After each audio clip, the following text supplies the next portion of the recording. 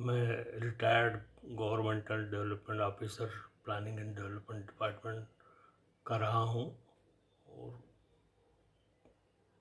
Planning department में रहने से जब योजना नाम की एक पत्रिका दिल्ली से निकलती थी, गवर्नमेंट की जो रहती थी योजना आयोग की तरफ से, उसमें विभिन्न प्रकार के जो अपने पूरे देश में 5,000 ब्लॉक है उस समय और आज भी है। इन ब्लॉकों की सबसे बड़ी विशेषता है कि उनकी भौगोलिक मैप का आज तक चेंज नहीं हुआ है, जैसे कि तैसे है, ताकि प्लानिंग में डिस्टर्ब नहीं हो। यहाँ पर जो ब्लॉक वाली बात जो चल रही है, तो उसमें विशेषकर ये वीडियो जो है वो स्वयं सहायता समूह के लिए बनाया गया है और इसको कोई अन्य भी लाभ ले तो कोई दिक्कत नहीं है। सर्वसाधारण के लिए है ये, जनरल इंडिकेटिव एग्जाम्पल समझे, उसको मोटिवेशनल भी मान के चले। सहायता समूह के सामने ब्रह्म प्रश्न हमेशा यही रहता है कि वो कौन सी इकाई स्थापित करें ताकि उनको आमदनी हो अपने होम बेस्ड, क्योंकि सभी सहायता समूह जो रहते हैं वो ग्रामीण क्षेत्र में रहते हैं, सुदूर जंगलों में अधिकतर रहते हैं, तो उनके सामने ये प्रश्न ब्रह्म प्रश्न ज़्यादा हो जाता है कि कौन सी इकाई लगाए। तो उनको प्राकृतिक वातावरण में रहने के कारण खेत वगैरह सब जंगल वगैरह पास में रहने से ये हर्बल्स के जिस भी बीज वगैरह मिल जाते हैं, उनको कलेक्शन करके भी उनको रिपैकिंग करके बेच सकते हैं। तो मैंने पुराने सब वीडियो में आप देखे हैं। आज यहाँ पर मुख्य रूप से हम बात कर रहे हैं बायोडीजल ट्री। बायोडीजल ट्री में जैसे मेरे वीडियो है, आप उनको कृपया अवलोकन करें। जैसे लक्ष्मी तरु है, भिलावा है, काजू है, हिंगोट है, करंज है, पीलू का भी बताया गया था। पीलू राजस्थान का रेगिस्तान का वृक्ष है, उसमें बायोडीजल रहता है। एक पूर्व के वीडियो में मैंने भिलावा के बारे में जो बताया था कि सुदूर जंगलों में रहते हैं वो, और बॉटनिकल नेम से यदि देखें उनको तो अनाकार्डियन जो शब्द है दोनों में है, इसलिए अपने बॉटनिकल फैमिली में ये समकक्षी माना जाता है। अब ये है कि ये कोस्टल एरिया में अधिकतर होता है, दूर दराज के जो ऊपर पहाड़ी क्षेत्र रहते हैं कोस्टल एरिया में, समुद्र तट के पास होना है, समशीतोष्ण जलवायु, जैसे मैंने बताया था। अब ये अधिकतर जो है कोस्टल एरिया, जैसे अपने केरल है, कर्नाटक है, आंध्र प्रदेश, महाराष्ट्र, उड़ीसा, तमिलनाडु, पश्चिम बंगाल में अधिकतर काजू के वृक्ष पाए जाते हैं। कालांतर में एशिया के सबसे बड़े मतलब ये हब माने जाते हैं। बायोडीजल ट्री में जैसे भिलावा और काजू ये दोनों समकक्ष में माना जाता है। भिलावा में 85% जो बायोडीजल बताया गया था, तो वो पूरा इसका वो रहता है, पूरा कर्नल और बीज सहित, यानी छिलकों का नहीं केवल। और उसमें क्या है कि वो फर्नेस विधि से जो बनाते हैं उसको जलाकर उससे तेल निकलता है और पीलिंग की आवश्यकता नहीं रहती है, और अलग अलग क्षेत्रों में अलग परंपरागत रूप से निकालते हैं। छिलकों से जलाकर भी तेल निकलता है और अंदर जो गुदा निकलता है वो गोडम्बी कहलाता है।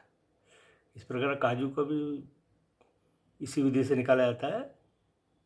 उनको एक एक बीज को फोड़कर भी निकालते हैं, मशीनरी के माध्यम से उसको ऑयलिंग वगैरह निकालते हैं स्टेज से। अब मैंने जो पेरू में बताया था कि बायोडीजल ट्री के लिए भिलाव वृक्ष के नर्सरी प्लांटेशन लगा सकते हैं समूह वाले, स्वयं समूह वाले। फिर बाकी उसमें भिलावा में क्या है कि उसमें बहुत ही यानी सुदूर जंगलों में रहने के कारण वो क्या है कि वृक्षों बरसों से रहते हैं, तो उसमें मतलब मतलब बहुत समय बाद आते हैं। एक बार आ जाते हैं तो वृक्ष बहुत समय तक रहता है। काजू का वृक्ष जो रहता है उसमें 4 साल में बीज आ जाता है। अब ये काजू का वृक्ष जो है वो उस हिसाब से चर्चा में मतलब बताया गया था कि ये समुद्र तट के पहाड़ी इलाकों में पूरे होते हैं, या जहाँ पे अच्छा रेनफॉल रहता है और पानी गिरने के बाद वो निकल भी जाना चाहिए, यानी ऐसा यानी रुकना नहीं चाहिए वहाँ पर, उसका प्रभाव बना रहना चाहिए। वो समशीतोष्ण जलवायु को तो अभी बताया था मैंने। तो इस कालांतर में जब 20-25 वर्ष को पूरा छत्तीसगढ़ में इसका प्रयोग हुआ था, काजू के वृक्ष का फार्मिंग का, तो उसमें लगाया गया था। अब ये है कि जैसे बादाम के वृक्ष भी बहुत सी जगह लगे हुए देखे मैंने, तो वो उसमें बादाम की जो क्वालिटी आती है वो 19-20 की आती है। जैसे मैंने बताया कि मूल क्षेत्र में, मूल जलवायु यहाँ पर परंपरागत रूप से होते हैं वहाँ के, और दूसरी जगह से वो कोई चीज़ लगा हो तो उसमें आयुर्वेदिक गुणों में फ़र्क आ जाता है, मेडिसिनल वैल्यू, और बात वही रहती है। और यहाँ पर हम बात कर रहे हैं काजू के वृक्ष की। तो काजू के वृक्ष जो है वो अभी जैसे जो ट्रेंड चला है कि गिफ्ट आइटम के रूप में विवाह जन्म दिन के उपलक्ष्य में ये गिफ्ट के रूप में दिए जाने की एक परंपरा बोलो या ट्रेंड बोलो जो वो शुरू हुआ है। उसका कारण क्या है कि लोग मतलब क्या है कि जो चीज़ मतलब कॉमन हो जाती है, आम आदमी उसको अपना लेता है, तो उसको खास लोग छोड़ देते हैं।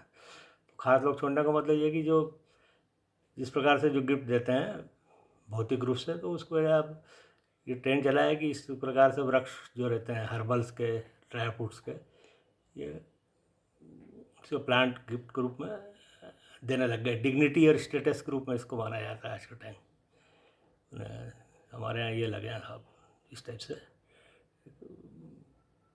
मानवीय प्रवृत्ति रहती है। तो इस प्रकार से भिलावा का जो विकल्प है, क्योंकि भिलावा को टाइम लगता है, और दूसरा उसके जो उसके नीचे से निकलते हैं तो उसका जो ऑयल कभी कभी ह्यूमन बॉडी पे या कोई भी अन्य प्राणी पर गिरता है, तो उसमें मतलब ऑर्गेनिक केमिकल होने से वो नुकसान करता है स्किन वगैरह पे। तो इसलिए काजू का वृक्ष ज़्यादा बड़ा नहीं होता है, इसलिए वो तो क्या है कि उसको लगा सकते हैं।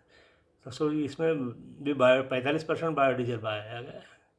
छत्तीसगढ़ में भी जो फार्मिंग हुआ है काजू का, वो बहुत अच्छा मार्केट हो रहा है उसका।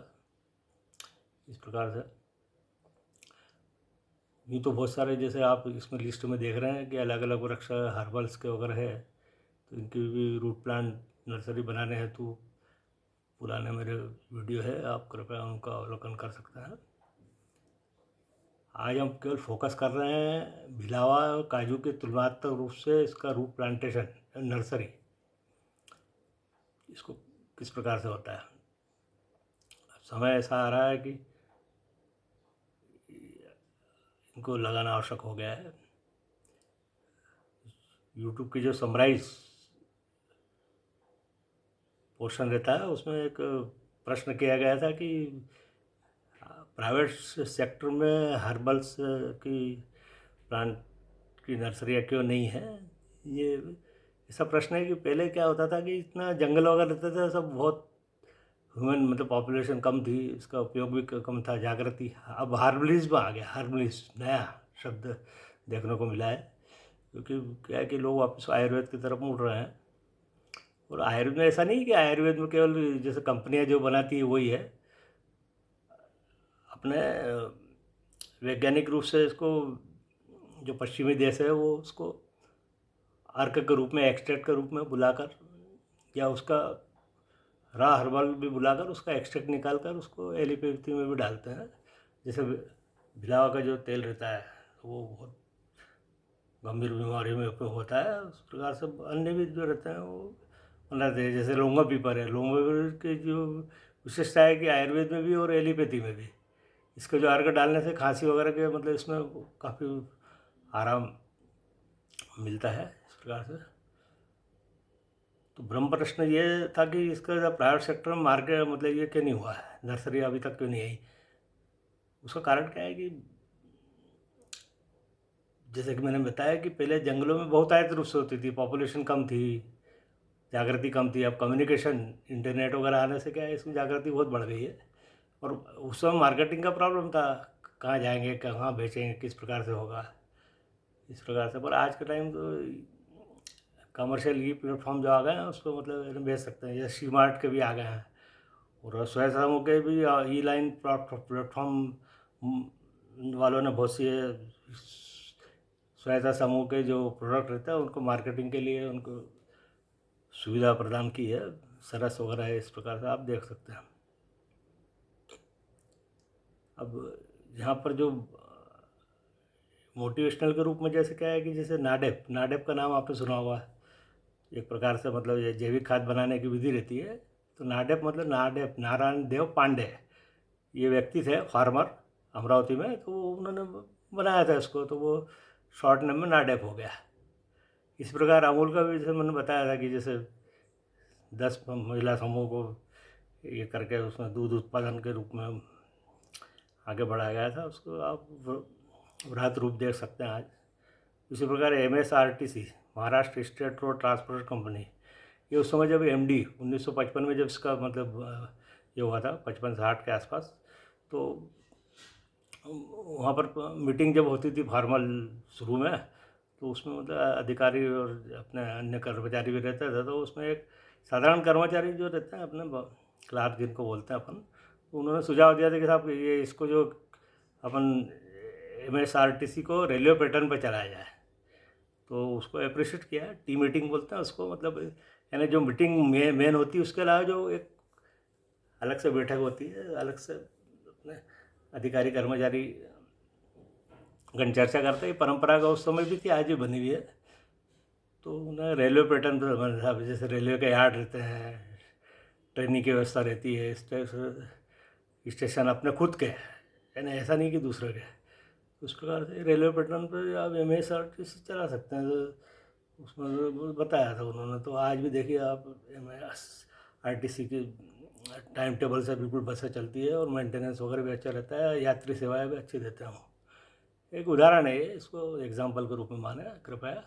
तो ये यहाँ पर जो बात चल रही है हर्बल नर्सरी बायोडीजल ट्री की, तो जैसे मैंने बताया कि पूरे देश में 5000 ब्लॉक है, तो हर ब्लॉक में कम से कम 100 समूह तो ऐसे रहते हैं जो एक्टिव रहते हैं और अपने मतलब विभिन्न प्रकार के वो गतिविधियाँ करते हैं। तो उसमें मतलब बायोडीजल ट्री के मतलब 10-10 भी यदि मतलब उसमें लगाते हैं तो 5000 गुणित 10 प्रकार से 50,000 के आसपास समूह उसको हर्बल नर्सरी इसकी लगा सकते हैं बायोडीजल की। तो उसमें मतलब काजू है, काजू तो काजू का, और काजू का उपयोग भी है ना, जैसे मतलब उसके पत्ते भी मतलब काम में आ रहा है। जैसे मैंने बताया कि ये ऐसा कोई ज़रूरी नहीं है कि मतलब सीड आया उसको आदि उसका उपयोग हो, ऐसा नहीं है। उसके पत्तियाँ वगैरह डगा लगा भी उपयोग होता है। तो उस प्रकार काजू में भी जो मेडिसिनल भी गुण रहता है, जैसे मैंने बताया कि जो हर्बल्स रहती है उसमें सबसे कम गुण जो रहता है उसमें मतलब माइल्ड जिसको बोलते हैं वो पत्तियों में रहता है। उसको फिर क्रमशः वो डगाल और उसमें छाल में और जड़ों में बढ़ता जाता है। और ये वृक्ष नष्ट नहीं होता, इसका पत्तियों का उपयोग करना बताया गया था इस प्रकार से। और वो काजू पड़ता रहा। और सिस्टम जैसे मैंने बताया था कि इसको टमाटर क्रेट में 50 मतलब रखे कप, प्लास्टिक कप में बनाकर रूट प्लांट, ताकि उसको खरीदार अपने गमलों में जाकर लगा देंगे। और कालांतर में जैसे गमलों में लगने के बाद बड़े होने के बाद वो प्लांटेशन के लिए दे सकते हैं कहीं पर भी, उसमें अपने आप ये रहेगा। अभी जैसे ये प्राइवेट सेक्टर में जो नर्सरी नहीं आई थी उसका मुख्य कारण यही था कि उसमें मार्केटिंग की बड़ी प्रॉब्लम थी।